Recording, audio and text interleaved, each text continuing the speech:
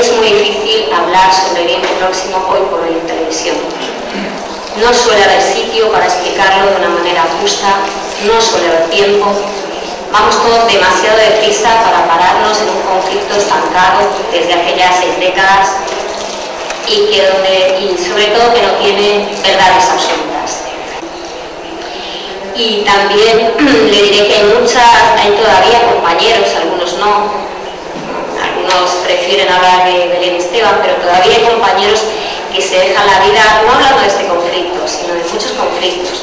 Se dejan por lo menos el esfuerzo y algunos desgraciadamente la vida.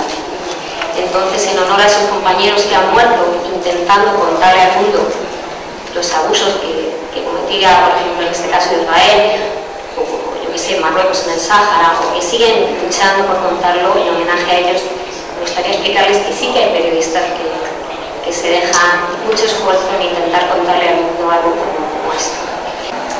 Una de las situaciones que más me hizo pensar sobre esto, mi trabajo en los territorios, fue una conversación que tuve el pasado mes de junio en Hebrón con un soldado israelí. Yo iba con un cámara palestino para intentar hacer un reportaje sobre la guerra del agua. Es la otra guerra de la que pocas veces se habla en el Oriente Próximo, y es que la desigual distribución del agua en el Oriente Próximo obliga a los palestinos a una situación permanente de una economía de subsistencia, de permanente estrés, porque tienen que dedicar mucho tiempo y energía a conseguir agua, y una situación injusta que se estableció en los acuerdos de Oslo de 93, con la perspectiva de ser revisada y nunca se revisó, ¿no? 17 años después, el 86% de los recursos hídricos están bajo control israelí y solamente el 14% bajo control palestino, de la autoridad del agua. Es algo que parece una cosa baladí, pero que trae consecuencias muy graves al día a día de los palestinos que viven sobre todo en el sur de Cisjordania. Entonces en Hebrón nosotros intentamos, el cámara y yo, pasar, digamos, a la zona europea, porque habíamos visto una cosa sorprendente, y es que en el mercado viejo, en la ciudad vieja, hay un mercado árabe donde la parte de abajo está compuesta por comerciantes árabes y la parte de arriba por colonos hebreos. Bien, pues hay una malla que les separa, puesto que los hebreos arrojan basura, maderas, piedras, todas las cosas que les ocurren a los palestinos que intentan vender sus objetos en la parte de abajo.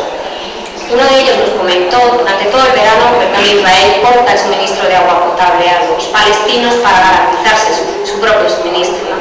Los palestinos deben comprar agua en camiones cisterna, deben esperar a que ese agua llegue, racionarla y pagarla a un alto precio. Sin embargo, eran vecinos de arriba, los palestinos vivían abajo, los hebreos arriba, los israelíes arriba. Los israelíes tenían agua y los hebreos no, o sea, los palestinos no. Imagínense ustedes en una Sevilla a 40 grados, que usted pueda abrir el grifo del agua y tener agua cuanto quiera, y su vecino, el del C, usted vive en el B, no tiene agua. No creo que su vecino le mirara con muy buena cara, es una situación bastante dura y que puede entender cualquiera sin tener nociones de política ni de diplomacia. Cuando yo le dije al soldado israelí que quería pasar al lado israelí para comprobar si eso era cierto, empezó a llamar a sus superiores enarbolando un arma. Después se acercó otro soldado y durante una media hora estuvimos hablando con ellos, y sabiendo ambos que yo nunca pasaría a la zona israelí. Entonces llegó un momento en el que los soldados no podían, de apenas 20 años, no podían disimular su curiosidad sobre lo que pensábamos los periodistas europeos sobre ellos mismos. ¿Qué imágenes teníamos de ellos, no? Si ellos eran los malos de la película, se podría decir. Entonces yo le dije a ese soldado que me costaba mucho trabajo explicar mi opinión a una persona que me estaba encañonando con un fusil. Y él me dijo la clave de lo que se basa a realizar, contar el periodismo, o sea, realizar un trabajo periodístico en Cisjordania. Le dije: es que tú tienes un arma y me cuesta mucho trabajo hablar contigo. Y me dijo: tú también tienes un arma. Y yo le dije: ¿cuál? Y señaló mi cámara. Entonces, este hecho me ha sugerido varias reflexiones hoy. La primera de ellas es es muy complejo informar de lo que pasa en Cisjordania. Primero por una dificultad física de moverse. Cada vez que queríamos cruzar, por ejemplo, de Belén a Jerusalén, apenas separadas por unos 10 kilómetros, nos costaba una larga espera, una serie de cacheos y de revisiones que cualquier palestino sufre todos los días.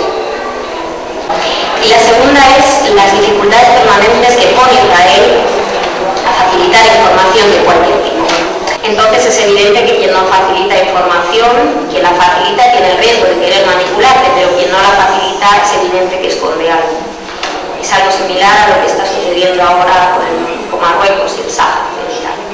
La pasada Navidad, saben todos que se cumplía un año de la operación sobre Gaza en 2008, y la Oficina de Información israelí que está ubicada en Jerusalén nos obligó a todos los periodistas que estábamos en esa época intentando entrar en Gaza a hacer largas colas y de forma arbitraria conceder a unos sí permiso y a otros no.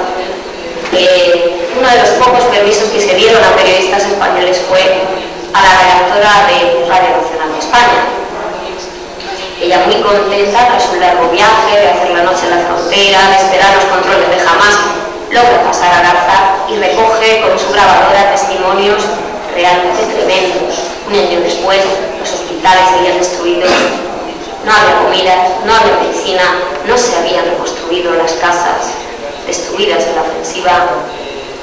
Ella estaba muy contenta, pero 2 días después nos marchamos y en los interminables requisas y controles que realizan los soldados israelíes en el aeropuerto de Ben Gurión a todos los que intentan salir, vieron que esta chica, esta redactora, tenía el sello de Hamas en su pasaporte, ya que Hamas controla actualmente la franja.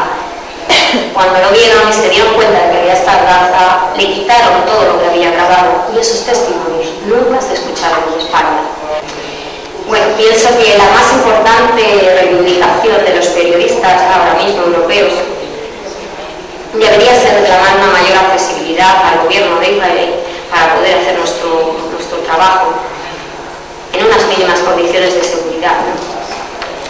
No quisiera terminar sin reconocer la labor que están haciendo ahora mismo muchas ONGs palestinas y también israelíes, jugándose muchas veces en la cárcel, haciendo de portavoces con periodistas y líderes de opinión en España y en Europa, contactándonos con gente que está intentando denunciar los abusos y haciendo la labor que no hace el gobierno israelí, ¿no?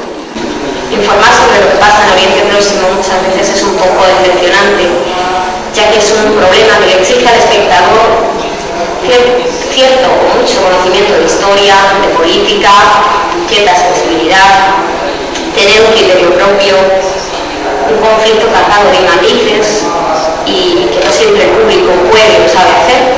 Pero al regresar a España quiero que sepan ustedes que conocen este conflicto que son la excepción y que muchas personas me preguntaron que si después de haber hablado con palestinos e israelíes yo era capaz de decirles por quién tenía la culpa y quién era el bueno y quién era el malo. Y yo, después de haber hablado durante 7 años desde la redacción, haber contado lo que ocurre desde mi redacción, solo tuve una certeza cuando estaba estas 2 veces este año en Cisjordania. Solo les pude responder que esta guerra, como tantas otras, lo único que podía contarles era, o la única certeza que tenía era quiénes eran los fuertes y quiénes los débiles.